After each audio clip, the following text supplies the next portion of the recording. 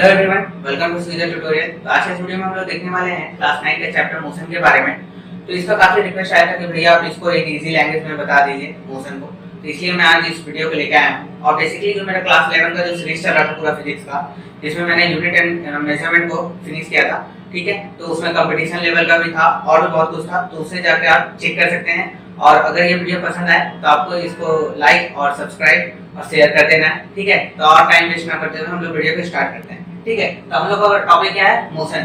तो हम लोग सबसे पहले समझेंगे कि मोशन होता क्या है, ठीक है। उसके बाद हम लोग समझेंगे कि इसका जितना भी फर्दर डिटेल्स है, जो भी बुक में हम लोग गिवन रहता है, वो क्या होता है, ठीक है। तो मोशन को हम लोग क्या कहते हैं, मतलब बुक की लैंग्वेज में हम लोग इस तरह से डिफाइन करते हैं। व्हेन नहीं object is said to be in motion if it changes its position with respect to time, या फिर आप कह लो पैसेज ऑफ टाइम। तो ये हम लोग को बेसिकली बताया जाता है मोशन का डेफिनेशन बुक की लैंग्वेज में, है ना। कि हम लोग कभी कोई भी मान लेते हैं ऑब्जेक्ट नंबर मेरा ए है। अगर कोई भी ऑब्जेक्ट को हम तभी मोशन में कह सकते हैं, मोशन मतलब गति, ठीक है ना। हिंदी में हम लोग इसको गति कहते हैं। एक ऑब्जेक्ट को हम लोग तभी कह सकते हैं कि ये मोशन में है अगर ये अपना पोजीशन को बदले with respect to some time. मतलब अभी जो पोजीशन मान लेते हैं ए मेरा क्या है, ए मेरा ऑब्जेक्ट है, ठीक है। ए क्या है मेरा, ए मेरा ऑब्जेक्ट है और जेड इसका पोजीशन को बता रहा है, ठीक है। जेड क्या बता रहा है, इसका पोजीशन को बता रहा है। तो अभी हम लोग देख रहे हैं कि जो ऑब्जेक्ट ए है वो किस पोजीशन पे है, तो जेड पे। अब कुछ समय बाद, ठीक है, आफ्टर टाइम मान लेते हैं टी, ठीक है। आफ्टर टाइम टी ये जो ऑब्जेक्ट ए है ना, ठीक है, ये आ गया पोजीशन कहां पे, वाई पे। कहां पे आ गया आपका, वाई पे, ठीक है। अब इसका क्या हो गया, पोजीशन बदल गया। तो ये पोजीशन बदलने में कितना उसको टाइम लगा, तो उसको टाइम टी लगा। तो हम लोग क्या समझ रहे हैं कि अगर कोई भी ऑब्जेक्ट अगर अपना पोजीशन को बदलता है विद रिस्पेक्ट टू टाइम, तभी हम उसको कहेंगे कि मोशन में वो ऑब्जेक्ट है। अब कोई भी चीज मोशन में कैसे आएगा, मान लेते हैं ये ऑब्जेक्ट जो ए था वो मोशन में आया कैसे, ठीक है। वो मोशन अब खुद तो चलेगा नहीं ना। अब जैसा ऑब्जेक्ट है उसको कुछ तो चाहिए ना, उसको कुछ तरह का फोर्स चाहिए उसको चलने के लिए, ठीक है। ऐसा तो नहीं कि वो स्ट्रेट चलता ही रहेगा, ठीक है। तो उसको किसी भी तरह का एक हम लोग को क्या चाहिए, फोर्स चाहिए। विदाउट फोर्स क्या कोई ऑब्जेक्ट मूव कर सकता है, ये आपको सोचना है, ठीक है। क्या ऐसा होगा कि कोई भी फोर्स नहीं लग रहा है और कोई ऑब्जेक्ट जो है वो खुद ब खुद मोशन में आ गया हो, ऐसा होता है, ठीक है। तो हम लोग समझेंगे कि मेनली हम लोग यही समझते हैं कि कोई फोर्स लगेगा, कोई ऑब्जेक्ट अगर रेस्ट में है ना, कोई ऑब्जेक्ट अगर रेस्ट में, अगर इसके ऊपर हम फोर्स नहीं लगाएंगे तो ये तो नहीं जाएगा। किसी भी तरह का भी मान लेते हैं, कोई ग्रेविटेशनल है, मान लेते हैं कोई स्लोप पे, इस तरह रहता है स्लोप, तो कोई स्लोप पे है तो वो क्या कर रहा है, तो बोल रहा है ग्रेविटेशन के कारण इस तरह का फोर्स लग रहा है, उस तरह का, बहुत तरह का, मतलब किसी तरह का there is a kind of a force which is acting on that object, है ना। तो किसी तरह का फोर्स उसको लगना ही चाहिए उसको मोशन में आने के लिए। तो फिर एक एग्जांपल मैं बताऊंगा, इसके ऊपर जरूर आप लोग सोचिएगा कि अगर हम लोग ट्रेन में हैं, ठीक है, हम लोग क्या करते हैं, हम लोग ट्रेन में बैठे हुए रहते हैं और ट्रेन हम लोग क्या करता है, आगे मूव करता है ना। अब क्या होता है, जब हम लोग अगर मान लेते हैं विंडो सीट हम लोग मिल गया तो क्या बात है ना। तो विंडो सीट पे अगर हम लोग बैठे हुए रहते हैं हम लोग देखते हैं, क्या देखते हैं कि जितना ट्री है ना, जितना ट्री है वो क्या जाता है, पीछे जाता है। लगता है ना कि हम लोग आगे जा रहे हैं और पीछे जा रहे हैं। तो वहां पे सवाल ये रहता है कि अब वहां पे हम लोग कोई फोर्स लगा रहे हैं क्या ट्री के ऊपर, ट्री तो अपना जगह पे स्टैंड है ना। अब हम लोग तो उसको ऐसे जाके धक्का नहीं मार रहे कि भाई चलो चलो, ऐसा तो नहीं है। आप आगे जा रहे हैं और ये जो पेड़ है, ठीक है, वो लग रहा है कि पीछे जा रहा है। तो आप कहोगे कि नहीं, अब हम लोग आगे जा रहे हैं तो पेड़ पीछे ही ना लगेगा कि वो पीछे हो गया। तो उसके ऊपर किस तरह का, वहां तो कोई फोर्स नहीं है, तो ऐसा हम लोग को क्यों प्रतीत हो रहा है, इस तरह के क्यों एक तरह का इल्यूजन क्रिएट हो रहा है कि वो क्या हो रहा है, पीछे जा रहा है। वो एक तरह का मोशन वहां पे जनरेट हो रहा है ना, तो वो पीछे जा रहा है। अब वहां तो फोर्स नहीं लग रहा है, आपको भी पता है कि हम पेड़ को जाके धक्का नहीं दे रहे, लेकिन फिर भी लग रहा है कि पेड़ पीछे जा रहा है। हाँ, हम समझ रहे हैं कि आप लोग आगे जा रहे हैं, लेकिन ऐसा क्यों हो रहा है कि पेड़ जो है पीछे जा रहा है? वहां पर किस तरह का फोर्स है? क्योंकि बिना फोर्स का तो हम लोग समझ रहे हैं कि अभी कोई मोशन हो ही नहीं सकता है। किसी तरह का ग्रेविटेशनल फोर्स होना चाहिए, या फिर हम लोग कोई भी इस तरह करके हम लोग कोई पुश कुछ भी तरह का वहां पर फोर्स होना चाहिए। तो यहाँ पर किसी भी तरह का हम लोग फोर्स जाके देख रहे हैं कि नहीं लगा रहे हैं, लेकिन फिर भी क्या हो रहा है कि पेड़ जो है पीछे की तरफ दिखता है। तो यहाँ पर भी हम लोग एक तरह का, इसको हम लोग कह सकते हैं कि एक तरह का इल्यूजन जैसा क्रिएट हो रहा है ना, एक तरह का इल्यूजन जैसा हम लोग के लिए क्रिएट हो रहा है कि ऐसा कैसे हो रहा है बिना फोर्स का। तो हम लोग वहां पे समझेंगे कि वहां पे भी एक तरह का फोर्स लग रहा है, और उस फोर्स का नाम हम लोग कहते हैं सूडो। क्या कहते हैं? सूडो। ठीक है, एक तरह का इनविजिबल फोर्स है। ठीक है, ये एक तरह का इनविजिबल फोर्स है जो कि एक क्रिएट करता है इल्यूजन कि जो हम लोग का जो बैकग्राउंड में वो पेड़ है या फिर जो भी है, खेत है, लियान है, जो भी है, वो क्या हो रहा है, मूव कर रहा है और वो पीछे जा रहा है। तो वहां पर there is a kind of a force, that force is known as the pseudo force. उस तरह का फोर्स को हम लोग क्या कहते हैं? Pseudo force. मतलब एक तरह का इनविजिबल फोर्स है, मतलब एक क्रिएट हो रहा है, एक इल्यूजन क्रिएट हो रहा है। तो कभी भी ऐसा मत सोचिएगा कि बिना फोर्स का भी कुछ होगा नहीं। फोर्स हो रहा है, लेकिन इतना सारा आजकल नेचर में, यूनिवर्स में इतना सारा तरह का आपको वेरिएशन देखने को मिल जाएगा कि आपको लगेगा कि वहां पे फोर्स जनरेट हो रहा है। ठीक है, जब फोर्स भी मूव कर रहा है। तो अब हम लोग समझ रहे हैं कि मोशन जो है, अब मोशन मतलब हम लोग मेनली यही समझ रहे हैं कि कोई भी ऑब्जेक्ट को अपना पोजीशन को बदलना पड़ेगा with certain amount of time, तभी हम कहेंगे कि वो ऑब्जेक्ट जो है वो मोशन में है। ठीक है, तो यहाँ पे हम लोग देख लेंगे कि अच्छा ऑब्जेक्ट जो मोशन में आएगा कैसे, तो ऑब्जेक्ट को मोशन में आने के लिए हम लोग क्या चाहिए, तो फोर्स भी लगेगा, है ना। तो ये सब पूरा जो है ये आपको मोशन को डिस्क्राइब करने में क्या कर रहा है, हेल्प कर रहा है। ठीक है, अब आप लोग समझ सकते हैं कि मोशन है क्या। ठीक है, अब हम लोग देखेंगे कि मोशन का काइंड्स क्या है। ठीक है, तो अभी हम लोग क्लास 9 के हम लोग बेसिस पे चल रहे हैं। ठीक है, तो हम लोग क्या करेंगे, तो मोशन को हम लोग क्या किए हैं, तीन कैटेगरी में हम लोग डिवाइड किए हैं।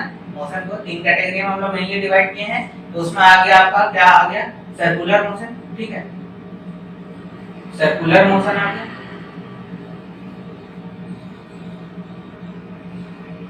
सर्कुलर मोशन को आप लोग रोटेशनल मोशन भी कह लो।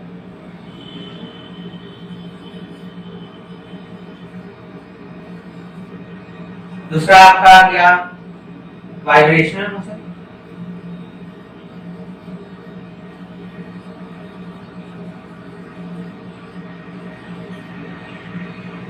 तीसरा आपका आ गया एक तरह का यूनिफॉर्म मोशन।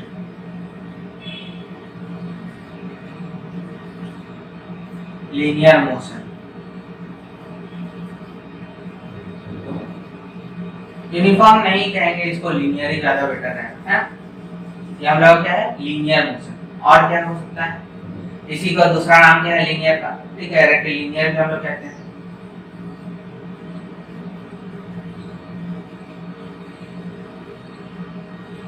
तो यूनिफॉर्म का किसी में भी जनरेट हो सकता है। अब हम लोग क्या कर रहे हैं कि मोशन को यहाँ पर बेसिकली हम लोग तीन कैटेगरी में डिवाइड करते हैं। ठीक है ना, एक हो गया आपका सर्कुलर मोशन, दूसरा हो गया आपका वाइब्रेशनल मोशन, तीसरा आपका हो गया लीनियर मोशन या स्ट्रेट लाइन मोशन कह लीजिए या रेक्टिलिनियर मोशन कह लीजिए। किसी ये मतलब नेम है, अलग अलग नाम से बोला जाता है। ठीक है, तो हम लोग सबसे पहले हम लोग समझ लेते हैं लीनियर मोशन क्या है। ठीक है, इधर से स्टार्ट करते हैं।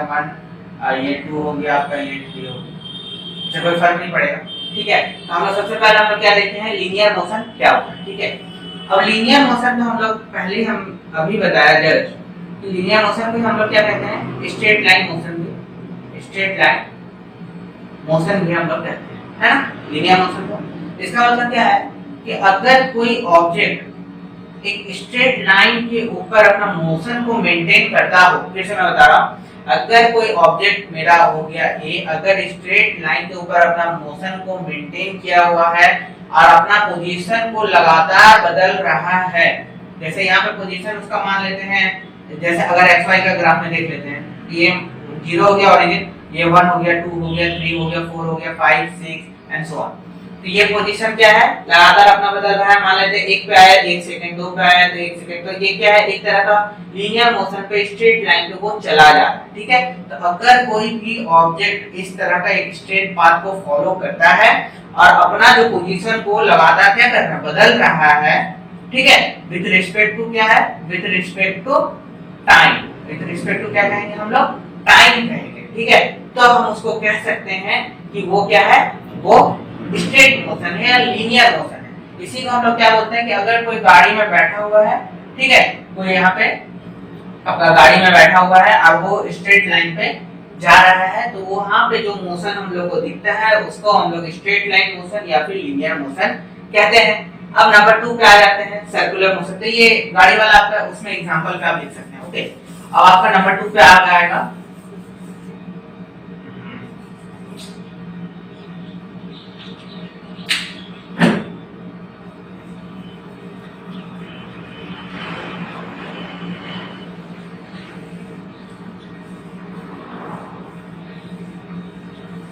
ओके। तो नंबर 2 पे अब हम लोग समझते हैं सर्कुलर मोशन क्या है, ठीक है, सर्कुलर मोशन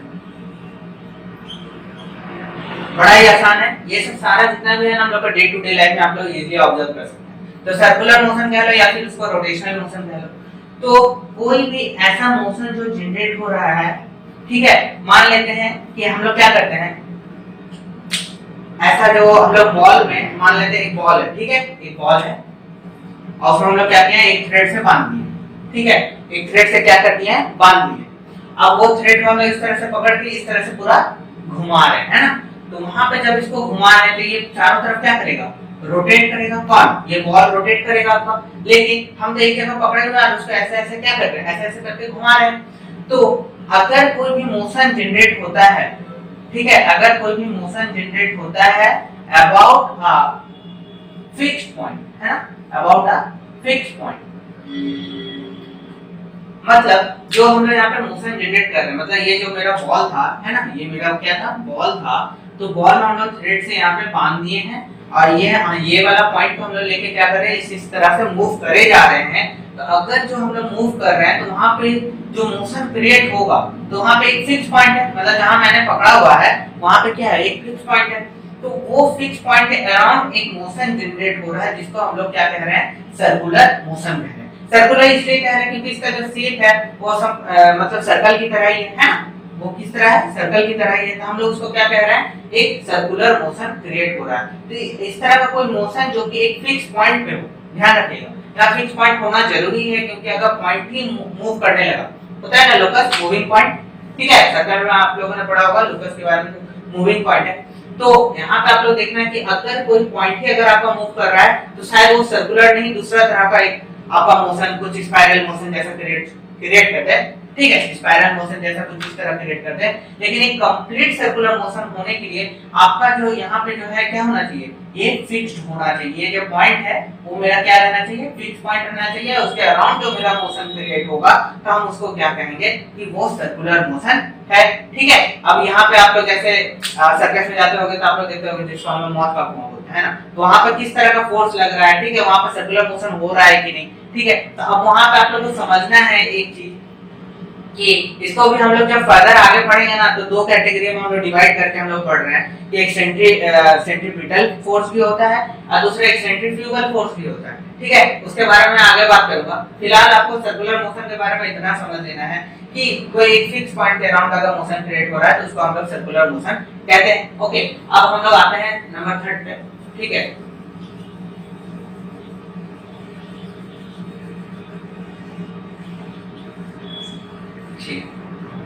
तो नंबर 3 आपका आ जाता है वाइब्रेशनल मोशन, ठीक है, ये इंपॉर्टेंट है, ये इंपॉर्टेंट है, वाइब्रेशनल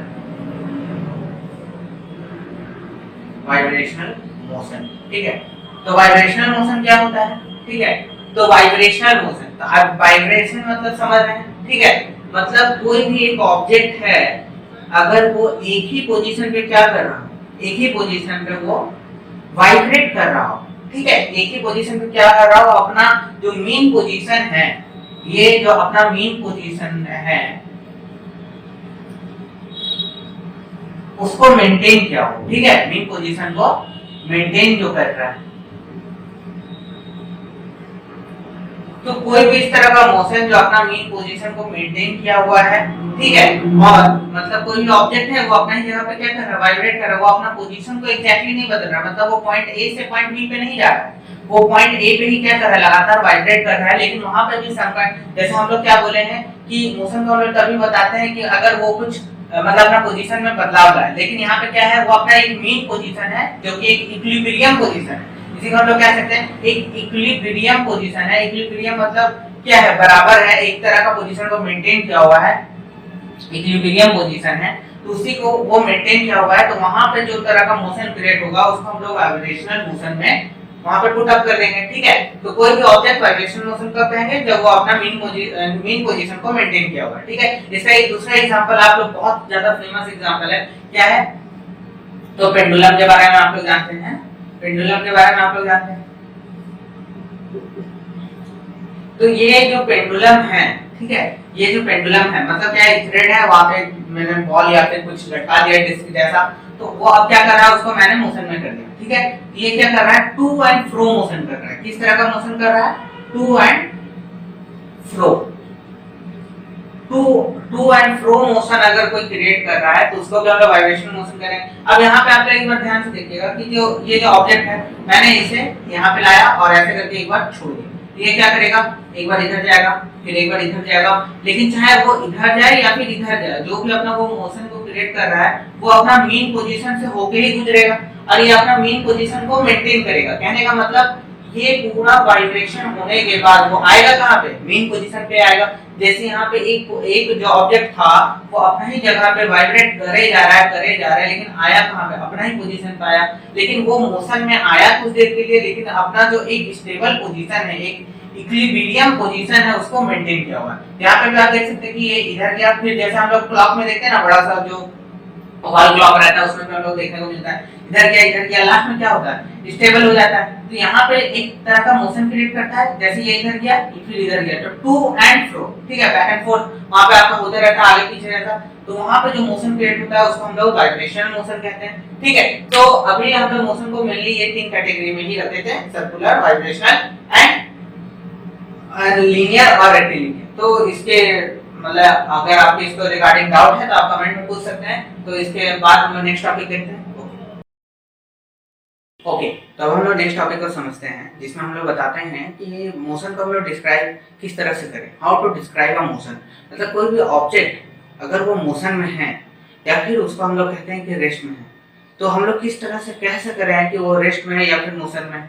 जैसे मान लेते हैं कि अगर मैं यहाँ पे सीधा स्टिल यहाँ पे खड़ा, ठीक है, मैंने अपना पोजीशन को नहीं बदला है, ठीक है, अभी मैंने क्या है, एक ही जगह पे खड़े, तो हम कह सकते हैं कि हम तो रेस्ट में हैं, क्योंकि हम तो अभी मोशन में आए ही नहीं। बट अगर हम ये अर्थ का मोशन को कंसीडर करें तो अगर उसके अकॉर्डिंग तो अब हम अर्थ में हैं, अब हम लोग क्या कर रहे हैं, हम लोग सारा कुछ मतलब मोशन में है, तो हम भी क्या कर रहे हैं, हम भी मूव कर रहे हैं, तो उसके अकॉर्डिंग तो हम आ गए मोशन में।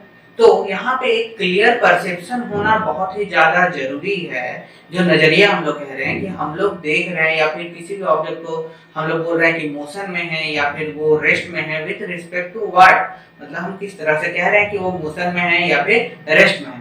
मान लेते हैं यहाँ पे हम लोग देखेंगे हाउ टू, ठीक है, how to describe the motion. जैसे अभी मैंने जस्ट बताया कि एक ऑब्जेक्ट अपना पोजीशन को मेंटेन किया, अपना पोजीशन को नहीं बदल रहा, बिल्कुल भी अपना पोजीशन को नहीं बदल रहा, ठीक है, वो रेस्ट में है, तो हम लोग उसको कह दिए क्या कि वो रेस्ट में है। लेकिन जैसे ही अर्थ को मैंने कंसीडर कर लिया तो वो आप बोल रहे हैं कि नहीं, वो तो अर्थ पे खड़ा है, तो अर्थ तो मोशन में है, तो ये भी क्या आ गया, ये भी मोशन में आ गया। इसी का एक एग्जांपल आप और समझ सकते हैं। मान लेते हैं हम लोग क्या करते हैं, बस में जाते हैं, स्कूल बस में, है ना, तो एक दोस्त जो आपका एक फ्रेंड है वो आपका स्टॉपेज पे वेट कर रहा है, ठीक है, एक दोस्त जो है आपका वो आपका स्टॉपेज पे क्या कर रहा है, वेट कर रहा है, या फिर वो स्टॉपेज पे खड़ा हुआ देख रहा है, उस दिन वो स्कूल नहीं जा रहा, ठीक है, वो आपको देख रहा है कि आप जा रहे हैं, वो बड़ा खुश है। तो ये क्या कर रहा है कि अब गाड़ी जो है, जो आपका जो बस है वो आपका मोशन में, जो बस है वो आपका मोशन पे है, लेकिन इसमें जो लड़का बैठा हुआ है ना, इसमें जो लड़का बैठा हुआ है वो बोलेगा हम तो एक ही सीट पे बैठे हुए हैं, हम एक ही सीट पे बैठे हुए हैं, तो हम तो अपने हिसाब से रेस्ट में हैं। लेकिन क्योंकि बस जो चल रहा है तो वो उसके हिसाब से क्या आ गया, मोशन में। ये उसको पता चल रहा है कि हम रेस्ट में है, बस मोशन में है, जिसके कारण हम मोशन में दिख रहे हैं। बट जो यहाँ पे जो लड़का बैठा हुआ है, ठीक है, जो स्टॉपेज पर खड़ा है, वो क्या देख रहा है, वो देख रहा है जो हिसाब से बस जो चल रहा है उसी के हिसाब से, क्योंकि ये इसमें बैठा हुआ तो जितना मोशन ये मेंटेन कर रहा है उसका भी मोशन उतना ही मेंटेन होगा। तो वो देख रहा है कि अच्छा ये भी मोशन में है और ये भी, दोनों क्या है, एक ही तरह का मोशन में है।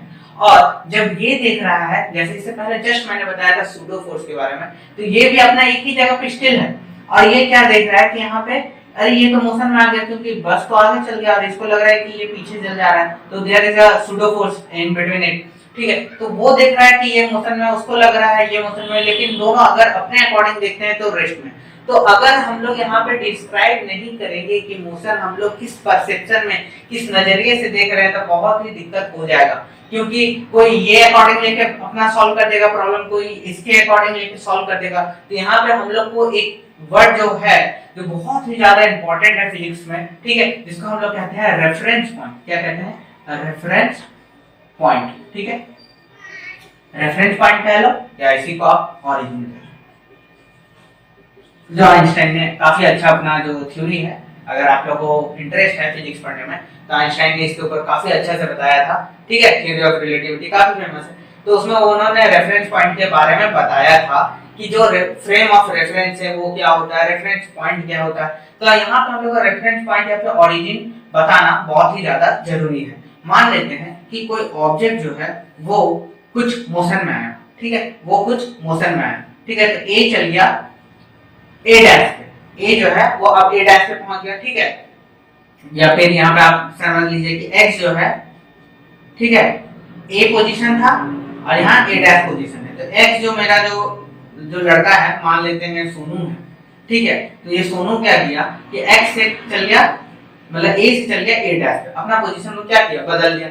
अब यहाँ पे हम लोग क्या बोल रहे हैं कि ये जो अपना जो भी डिस्टेंस कवर किया है, जो भी अपना मोशन बनाया है, वो रिस्पेक्ट टू व्हाट, तो यहाँ पे एक उसका ओरिजिन होगा, मतलब यहाँ पे मान लेते हैं 0 है, तो इसके अकॉर्डिंग बता रहे हैं। अब यहाँ से अगर मान लेते हैं कोई बोला नहीं, अब यहाँ पे कोई दूसरा दोस्त खड़ा है, वो बोलेगा नहीं अगर हम यहाँ से देख रहे हैं तो उसके लिए तो अलग डिस्टेंस होगा, अलग स्पीड होगा, अलग तरह का मोशन वहाँ पे दिख रहा है।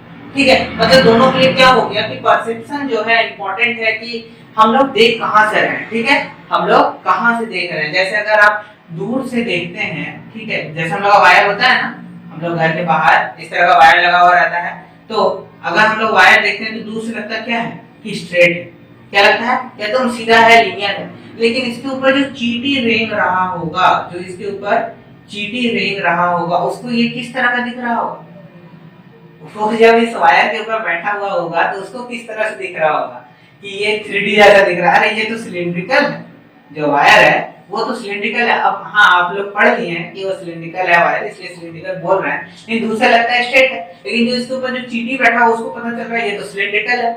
तो यहाँ पर रेफरेंस पॉइंट होना बहुत ही ज्यादा जरूरी है किसी भी मोशन को डिस्क्राइब करने में। तो इसलिए हम लोग क्या समझे कि ये जो रेफरेंस पॉइंट है, ये जो टाइम है, ये मोशन है, ये सारा एक तरह का क्या है, रिलेटिव टर्म। ठीक है, दोनों रिलेटिव टर्म है। मतलब ये जो मोशन है वो एक रिलेटेड टर्म है कि आप देखना किसके अकॉर्डिंग चाहते हैं, ये जो बंदा बैठा हुआ अंदर इसके अकॉर्डिंग देखना चाहते हैं इसको, या फिर इसके अकॉर्डिंग देखना चाहते हैं, या फिर बस के अकॉर्डिंग देखना चाहते हैं कि मोशन में है, या फिर सिर्फ उसको देखना चाहते हैं कि वो रेस्ट में है या फिर नहीं। तो ये आपको समझना पड़ेगा। ठीक है, इसलिए हम लोग जब भी डिस्क्राइब करते हैं मोशन तो उसमें रिलेटेड टर्म होना या फिर रेफरेंस पॉइंट होना बहुत ही ज्यादा इंपॉर्टेंट है। ओके, अब हम लोग दूसरा टॉपिक के आगे तरफ बढ़ते हैं, जो आपका है डिस्टेंस है डिस्प्लेसमेंट, है ना, या स्पीड और डिस्प्लेसमेंट जो भी है सारा एक में कवर हो जाएगा। पहले हम लोग समझेंगे कि डिस्टेंस और डिस्प्लेसमेंट में क्या फर्क है। अच्छा, डिस्टेंस है आपका एक तरफ डिस्टेंस और दूसरा तरफ है आपका डिस्प्लेसमेंट। तो ये दोनों को समझने पहले, ठीक है, कि डिस्टेंस क्या है डिस्प्लेसमेंट क्या है, हम लोग एक टॉपिक के बारे में हम लोग समझेंगे छोटा सा। ठीक है, कि ये स्केलर और वेक्टर क्वांटिटी कह लो, होता क्या है, ये दोनों को समझने से पहले हम लोग ये दोनों के ऊपर हल्का सा छोटा सा बात कर लेते हैं। तो हम लोग बेसिकली यही बताया जाता है कि भाई स्केलर क्वांटिटी वो है क्या है जिसके पास सिर्फ और सिर्फ क्या है तो मैग्नीट्यूड है, और वेक्टर क्वांटिटी वो है जिसके पास क्या है मैग्नीट्यूड भी है और साथ ही साथ डायरेक्शन भी। यही हम लोग को बेसिकली बताया जाता है। ठीक है, अब हम यहाँ पे समझेंगे मैग्नीट्यूड और यहाँ पे डायरेक्शन कहने का मतलब क्या कह रहा है। मान लेते हैं कि मेरे पास दो पॉइंट है ए और बी। ठीक है, अब हम लोग कह रहे हैं कि ए से बी में कोई लड़का वहां पे पहुंचा, लेकिन वहां पे हम लोग क्या बोल रहे हैं वो 7 किलोमीटर चला। ये जो लड़का जो वहां पे जा रहा था, मान लेते हैं राहुल जा रहा था, ठीक है, ये राहुल जा रहा था पॉइंट ए से लेकर पॉइंट बी पे, वो बोला कि हम 7 किलोमीटर चले हैं पॉइंट ए से लेकर बी में। तो यहाँ पे हम लोग क्या कर रहे हैं सिर्फ क्वांटिटी को बता रहे हैं कि वो कितना चला है, तो 7 किलोमीटर चला है। तो जब हम लोग सिर्फ क्वांटिटी का बात कर रहे हो from one point two next point, ठीक है, एक पॉइंट से दूसरा पॉइंट में जब सिर्फ क्वांटिटी का बात कर रहा हूँ, ये बात नहीं कर रहे हैं कि वो नॉर्थ की तरफ जा रहा है, ईस्ट की तरफ जा रहा है, वेस्ट की तरफ जा रहा है या साउथ की तरफ जा रहा है, या कि there is a no direction in it. तो वहां पे अगर हम लोग किसी भी तरह का अगर डायरेक्शन को नहीं दे रहे हैं, सिर्फ बता रहे हैं कि वो 7 किलोमीटर चला पॉइंट ए से लेकर पॉइंट बी तक पहुंचने में, अगर इस तरह का अगर आपका क्रिएट हो रहा है तो हम लोग उसको कहेंगे कि वो क्या है स्केलर क्वांटिटी। क्या है स्केलर क्वांटिटी। तो मैग्नीट्यूड मतलब आपको क्या समझना है, ये वर्ड बड़ा कंफ्यूजिंग कर देता है। ठीक है, कि मैग्नीट्यूड का मतलब आपको समझ लेना है साइज। क्या समझ लेना है साइज, या फिर सिर्फ क्वांटिटी का बात कर रहा हो, क्या कर रहा हो क्वांटिटी का बात कर रहा हो या साइज के बारे में बात कर रहा हो। मतलब ए और बी है तो ए बी के बीच में मान लेते हैं 8 किलोमीटर या 7 किलोमीटर, वो बंदा 7 किलोमीटर चला, तो यहाँ पे सिर्फ 7, ये जो 7 है ना सिर्फ क्वांटिटी का अगर बात कर रहा हो, साइज का बात कर रहा हो, तो उसको हम लोग मैग्नीट्यूड करते हैं। लेकिन अगर इसमें सेंस ऑफ डायरेक्शन आ जाए, स्केलर में ही हम लोग घुसा देते हैं क्या सेंस ऑफ डायरेक्शन। अगर जैसे इसमें अगर हम लोग सेंस ऑफ डायरेक्शन को ले आते हैं तो ये आपका क्या बन जाएगा कि अब इसके पास मैग्नीट्यूड तो था ही पहले से 7 किलोमीटर, अब हम बोलते हैं कि जो राहुल है ना 7 किलोमीटर नॉर्थ की तरफ जा रहा था। किधर जा रहा था नॉर्थ की तरफ जा रहा था राहुल, कितना तो 7 किलोमीटर जा रहा था। तो अब ध्यान से देखिए 7 तो उसका मैग्नीट्यूड था, मतलब साइज या क्वांटिटी कह लो। अब नॉर्थ की तरफ बोल के ना, ये जो नॉर्थ की तरफ बोल के इसमें हम लोग सेंस ऑफ डायरेक्शन को घुसा दिए हैं इस वाला पर्टिकुलर टॉपिक पे। तो इससे हम लोग क्या हुआ कि वो वेक्टर क्वांटिटी अब बन गया, क्योंकि वेक्टर क्वांटिटी किस तरह से हम लोग डिफाइन करते थे कि मैग्नीट्यूड भी हो डायरेक्शन भी हो।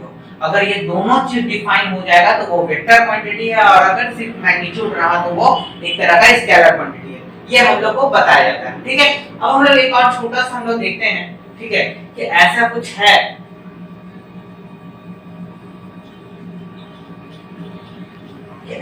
है जिसके पास क्वांटिटी भी सॉरी मैग्नीट्यूड भी है, मैग्नीट्यूड है प्लस डायरेक्शन भी है। क्योंकि इसका मतलब हम लोग जानते हैं कि भाई मैग्नीट्यूड होता है और साथ ही साथ डायरेक्शन होता है, और इसमें हम लोग सिर्फ हम लोग स्केलर में हम लोग यही समझ के चलते हैं कि इसमें से मैग्नीट्यूड होता है। अब ऐसा कोई क्वांटिटी है क्या जिसके पास मैग्नीट्यूड भी है डायरेक्शन भी है, लेकिन फिर भी वो आपका वेक्टर नहीं है, फिर भी वो आपका वेक्टर नहीं है। ध्यान से देखिए मैग्नीट्यूड है डायरेक्शन है फिर भी वो आपका वेक्टर क्वांटिटी नहीं बन पा रहा है, तो वहां पे एक तरह का स्पेशल केस आ जाता है। वहां पे हम लोग क्या समझेंगे, वो जो क्वांटिटी है जो स्पेशल क्वांटिटी का मैं बात कर रहा हूं उस क्वांटिटी का नाम है इलेक्ट्रिक करंट। क्या है इलेक्ट्रिक करंट। ठीक है, ये इलेक्ट्रिक करंट एक ऐसा क्वांटिटी है जिसके पास मैग्नीट्यूड भी है डायरेक्शन भी है, लेकिन फिर भी वो वेक्टर नहीं है, वो क्या है एक स्केलर क्वांटिटी है। ऐसा क्यों हो रहा है, ऐसा क्यों हो रहा है कि उसके पास दोनों होने के बावजूद वो वेक्टर नहीं हो रहा है। ठीक है, ये आपको क्लास 11 में और आगे फर्दर पढ़ना है। ठीक है, इसलिए जितना भी आपका है ना, इसके बाद मैं इसलिए 11 का पूरा सीरीज चला रहा हूँ। ठीक है, 12 का भी जब चलेगा, ठीक है, तो आप लोग उसको कनेक्टेड रहिएगा, इसलिए मैं पूरा सब्सक्राइब कर लीजिए ताकि आपको सब इजीली आपको ये सब नोटिफाई हो जाए। तो खैर यहाँ पर इलेक्ट्रिक करंट एकमात्र ऐसा क्वांटिटी जिसका मैग्नीट्यूड है डायरेक्शन है फिर भी वो एक वेक्टर क्वांटिटी नहीं है। क्यों? इसलिए नहीं है क्योंकि वेक्टर क्वांटिटी होने के लिए एक स्पेशल चीज को फॉलो करना पड़ेगा। वो स्पेशल चीज का नाम है आपका vector parallelogram law of addition. ये आपको क्लास 11 में पढ़ना है कि एक vector parallelogram law of addition है, मतलब जो वेक्टर क्वांटिटी है ना, देखिए अभी मैंने बात किया था ए से लेके बी तक का, ए से लेके बी तक का। तो वेक्टर को क्या करते हैं कि वेक्टर को लिखते हैं कि कोई भी क्वांटिटी है ए से लेके बी तक, इसके ऊपर अगर एक एरो आ रहा है, ये एरो आपका सेंस ऑफ डायरेक्शन है, उसी को हम लोग वेक्टर क्वांटिटी कहते हैं। तो जब दो वेक्टर को मान लेते ए वेक्टर है और आपका क्या है बी वेक्टर को है, ठीक है, उसको एक पैरेललोग्राम लॉ ऑफ एडिशन होता है, ठीक है, पैरेललोग्राम जो लॉ ऑफ एडिशन हम लोग कहते हैं ना, जो लॉ ऑफ एडिशन हम लोग कहते हैं, तो वो क्लास 11 में पढ़ना है। तो अगर उस चीज को अगर फॉलो करता है तब हम लोग उसको क्या कहते हैं कि अब वो प्योर एक वेक्टर क्वांटिटी है।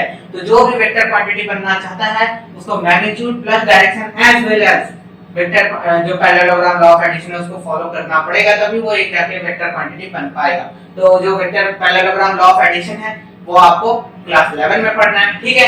नहीं तो आप मेरा वीडियो देख सकते हैं 11 का, तो उसमें मैं अपलोड कर दूंगा, उसमें भी आप समझ सकते हैं, ठीक है। तो ये मैंने स्पेशल केस था जो मैंने बता दिया था इसी तरह, ठीक है, ये एक्स्ट्रा है। तो इसमें आपको समझना, मैंने क्या बताया था कि मैं स्केलर और वेक्टर के बारे में इसलिए बता रहा हूं ताकि आप डिस्टेंस, डिस्प्लेसमेंट, मेनली अगर आप डायरेक्शन और सेंस ऑफ डायरेक्शन को समझ गए ना तो डिस्प्लेसमेंट हो गया, और क्या है एक्सेलरेशन हो गया, और क्या है वेलोसिटी क्या हो, ठीक है। ये सब जितना क्वांटिटी है ना बहुत ही इजीली समझ में आएगा, बिना कोई एफर्ट लगाए, कोई भी फार्मूला आपको रटने की जरूरत नहीं है, ठीक है। इसलिए मैं ये दोनों चीज के बारे में फर्क बता रहा हूं कि आपको डायरेक्शन के बारे में क्यों समझना है, ठीक है। तो यहाँ आप लोगों ने समझ गया कि एक इलेक्ट्रिक करंट एक लॉ है जिसके पास vector parallelogram law of addition follow होना चाहिए, तभी वो हम लोग वेक्टर क्वांटिटी कह सकते हैं। तो ये जो है इलेक्ट्रिक करंट जो है ये vector parallelogram law of addition को ना फॉलो नहीं करता है, ये फॉलो नहीं करता है, जिसके कारण ये क्या है वेक्टर क्वांटिटी नहीं बन पाता है और डायरेक्शन बन जाता है, ठीक है। ये सर्किट के कारण होता है कि वो अलग अलग डायरेक्शन है। खैर ये अलग टॉपिक है, तो आपको यहाँ तक क्लियर हो गया। अब आप स्केलर और वेक्टर में समझने में कोई प्रॉब्लम नहीं होना चाहिए। ये मैग्नीट्यूड क्या है, तो मैग्नीट्यूड क्या बताया था मैंने, साइज के बारे में बात किया था, है ना, जो साइज, और यहाँ पे मैग्नीट्यूड और उसमें सेंस ऑफ डायरेक्शन तो वेक्टर, ठीक है। अब हम लोग बात करते हैं डिस्टेंस और डिस्प्लेसमेंट, ठीक है। तो हम लोग बात करते हैं डिस्टेंस और डिस्प्लेसमेंट का।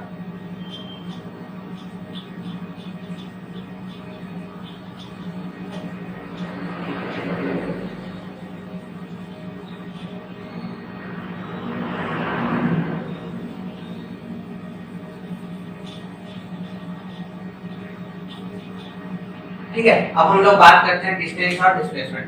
तो यहाँ पे आप देखिएगा एक पॉइंट है आपका ए, दूसरा पॉइंट है आपका बी। अब ए से लेके बी तक पहुंचने का बहुत सारा रास्ता है।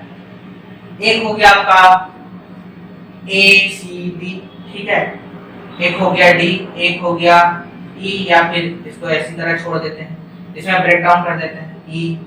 तो ये सब बहुत सारा रास्ता है। ये स्टॉपेज मैंने बना के रखा है, जैसे बस में जाते तो स्टॉपेज रहता है ना, ये स्टॉपेज नंबर 1। तो ए से लेके बी तक पहुंचना है तो स्टॉपेज नंबर सी पे रुकना पड़ेगा, और ए से लेके बी तक अगर इस रास्ते से जाना है तो उसको डी पे भी एक बार रुकना पड़ेगा, ई पे भी। ए से बी में जाना है तो कहीं नहीं रुकना, वो डायरेक्ट। तो अब हम लोग डिस्टेंस और डिस्प्लेसमेंट का बात कर रहे थे। तो डिस्टेंस कब बोलते हैं, डिस्टेंस हम लोग तब बोलते हैं जब हम लोग को फर्क नहीं पड़ता है कि वो कौन सा रास्ता चुन रहा है, हमको सिर्फ क्वांटिटी से मतलब रहता है।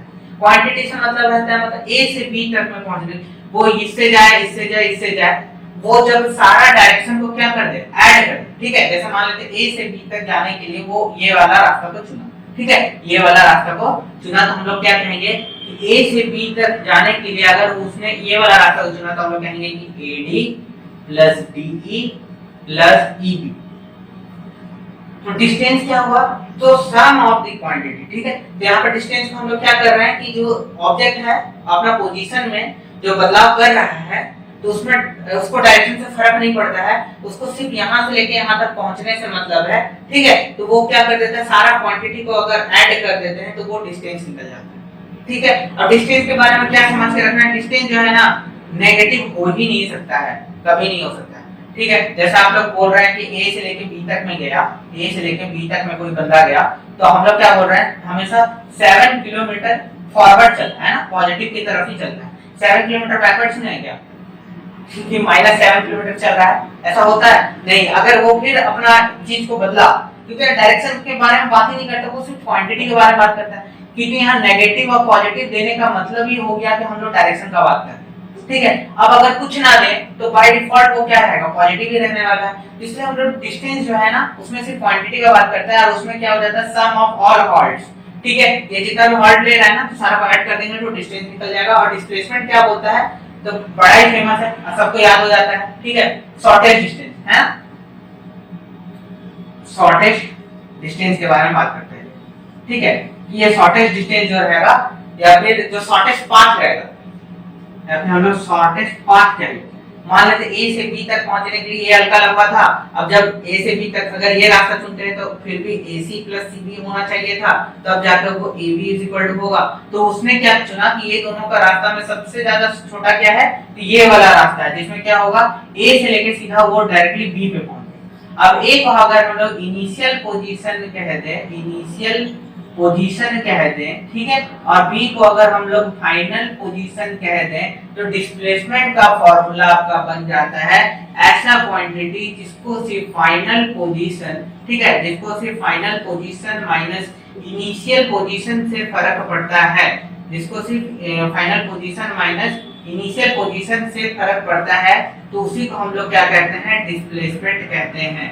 ठीक है, डिस्प्लेसमेंट कहते हैं। और डिस्प्लेसमेंट जो है एक वेक्टर क्वांटिटी है, ये आपको ध्यान में रखना है। फिर से बता रहा हूं कि जो डिस्प्लेसमेंट है वो सिर्फ पता करता है कि मेरा इनिशियल क्या है, फाइनल क्या है, और वो सबसे छोटा रास्ता निकालेगा। जैसे ये वाला है, आपको घर से जाना है ऑफिस, अब जाना है तो आपको आप क्या करते हैं, मान लेते हैं गूगल मैप पे देख रहे हैं तो आप लोग देखते हैं जहाँ रेड दिखा रहा है ट्रैफिक ज्यादा है, जहाँ कम है तो वहाँ ट्रैफिक कम है।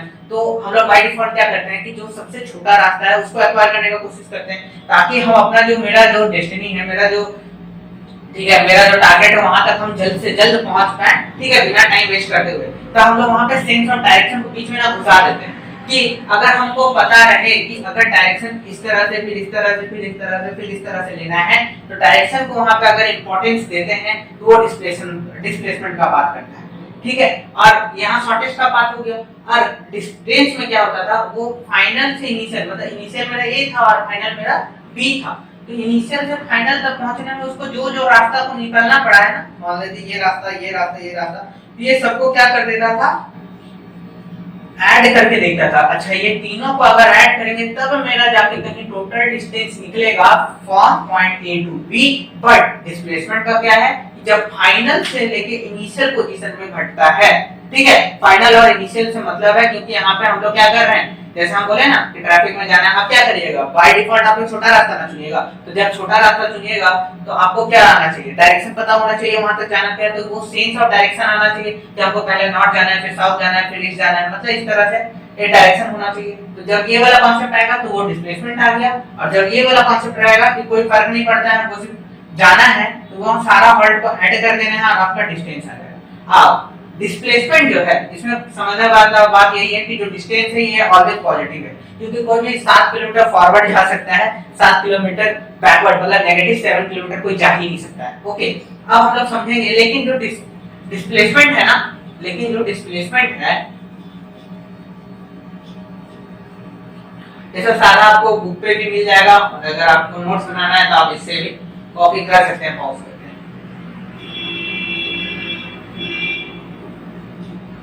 लेकिन जो डिस्प्लेसमेंट है ना उसको हम लोग समझेंगे, पॉजिटिव भी हो सकता है, नेगेटिव भी हो सकता है और जीरो भी हो सकता है। यही डिस्प्लेसमेंट का फायदा है। ठीक है, ठीक है। अब मान लेते हैं इसको कैसे समझे, पॉजिटिव, नेगेटिव और जीरो। बहुत ही इजी एक एग्जांपल ले लेते हैं। हम लोग नंबर लाइन समझते हैं, बीच में क्या है, ओरिजिन है आपका या फिर जीरो कह लो, ठीक है, यही क्या है आपका पॉइंट ऑफ ओरिजिन। इधर आपका पॉजिटिव और इधर आपका क्या, नेगेटिव। तो अगर कोई यहाँ से मान लेते हैं क्या है, सौरभ, क्या है, कोई सौरभ नाम का लड़का है, वो बोला कि हम लोग पॉजिटिव एक्स पे हम लोग जा रहे हैं, वो बोला कि हम लोग ईस्ट की तरफ हम लोग जा रहे हैं। किधर जा रहे हैं, ईस्ट की तरफ अगर हम लोग जा रहे हैं, तो वो क्या बोला कि वो पॉजिटिव ईस्ट की तरफ, वो जो सौरभ है, ठीक है, जो सौरभ वो कितना चला, +7 किलोमीटर। कितना चला, +7 किलोमीटर। लेकिन तो ये किसके अकॉर्डिंग बोले, तो पॉइंट ऑफ रेफरेंस, ठीक है, अगेन रेफरेंस क्या है इसका, तो ये ओरिजिन है, तो इसके अकॉर्डिंग वो कितना चला, +7 किलोमीटर। लेकिन अगर वो पॉइंट ऑफ रेफरेंस से ओरिजिन से अगर अपना डायरेक्शन को क्या कर ले, अपना, अगर ये जो नेगेटिव है ना यही इंपॉर्टेंट है, कि अगर वो डायरेक्शन को अपोजिट कर ले, डायरेक्शन को क्या कर ले, अपोजिट कर ले अपना पॉइंट ऑफ रेफरेंस से, तो हम लोग उसको क्या कहेंगे, नेगेटिव डिस्प्लेसमेंट कहेंगे। ठीक है, क्योंकि वो पहले ओरिजिन से किधर चल रहा था, प्लस की तरफ, अब किधर चल रहा है, माइनस की तरफ। वो क्या किया, अपना जो डायरेक्शन था उसका अपोजिट डायरेक्शन क्रिएट कर लिया, तो वो किस में आ गया, वो आ गया आपका नेगेटिव डिस्प्लेसमेंट में। ठीक है, तो जैसे ही डायरेक्शन अपोजिट हुआ, जो एक्चुअल था वो बन गया नेगेटिव डिस्प्लेसमेंट। पॉजिटिव तो आप जान ही रहे हैं, जिस तरफ आपको मोशन है उसी तरफ आपको आगे भी बढ़ना है, डायरेक्शन भी पता है, वो आपका पॉजिटिव डिस्प्लेसमेंट। अच्छा, जीरो क्या होता है, ये भी बड़ा इंटरेस्टिंग है। ठीक है, देखिए आप सुबह एकदम मस्त स्कूल के लिए निकल रहे हैं, है ना, स्कूल के लिए निकले, ठीक है, खाना वाना खाएं, स्कूल गए, पूरा दिन भर मेहनत किए, वापस आ गए आप घर में। वापस कहाँ गए, आप आ गए घर में, तो जहां से आपका इनिशियल पोजीशन था वही आपका क्या बन गया, अगेन आपका फाइनल पोजीशन बन गया। तो जीरो हम लोग क्या कहेंगे, जब इनिशियल पोजीशन जो है वो फाइनल के पोजीशन के बराबर हो जाए, मतलब सर्कुलर में कैसा होता है, जहां से हम लोग स्टार्ट किए वहीं पे अगर आ गए तो हम लोग उसको कहेंगे भैया जीरो तुम्हारा डिस्प्लेसमेंट है। तुम्हारा डिस्प्लेसमेंट तो हुआ ही नहीं, क्योंकि डिस्प्लेसमेंट के लिए दो ही चीज जरूरी है, एक इनिशियल और दूसरा फाइनल। तो ये दोनों तुम्हारा क्या है, सेम है, तो इनिशियल और फाइनल पोजीशन सेम हो गया, तो डिस्प्लेसमेंट क्या हो गया, जीरो हो गया। इसका मतलब आप इतना जो मेहनत करके आए, ठीक है, अगर आप इतना घूम के आए और अपनी पोजीशन पे आ गए, तो ध्यान रखिएगा जब जो डिस्प्लेसमेंट अगर जीरो हो जाता है तो उसका जो वर्डन है ना वो भी जीरो हो जाता है, मतलब आप कुछ किए ही नहीं एक्चुअल में, फिजिक्स के अकॉर्डिंग। ओके, नाउ अब हम लोग, आई होप कि ये समझ में आ रहा होगा। ठीक है, ओके, तो आज का वीडियो यहीं तक रहेगा। ठीक है, अगर आपको वीडियो अच्छा लग रहा है प्लीज इसको लाइक शेयर और सब्सक्राइब करने मत भूलना। ठीक है, और जो इसके बाद वाला टॉपिक है वो मैं नेक्स्ट वीडियो में उसे अपलोड कर दूंगा। ठीक है, जिसमें एक्सेलरेशन के बारे में और जितना रेस्ट टॉपिक है, ठीक है, लॉज ऑफ मोशन, वो सब के बारे में मैं बात करूंगा। ओके, तो मिलते हैं नेक्स्ट वीडियो में। Thank you everyone.